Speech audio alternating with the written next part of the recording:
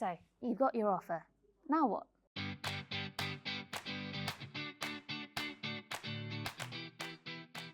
I'm Georgie. I am a researcher in astrophysics here at the University of Manchester. I study the formation of stars.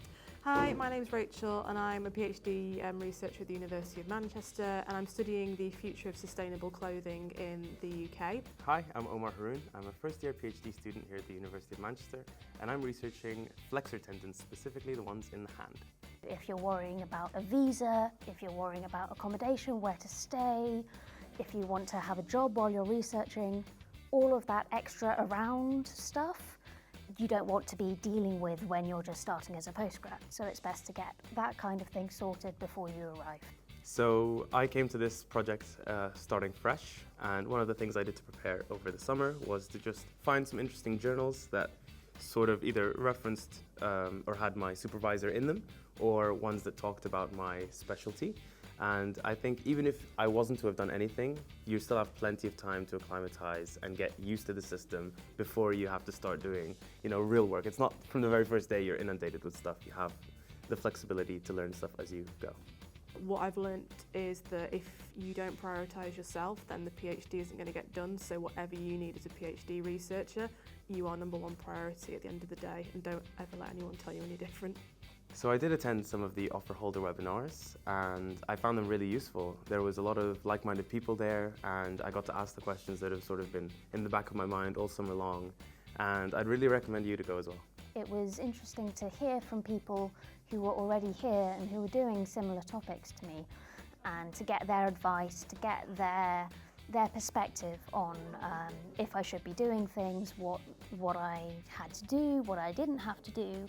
And I thought that actually helps with my feelings of stress about this whole situation, because I could talk to people and ask any questions that I had and get a more concrete idea of what to expect when I got here.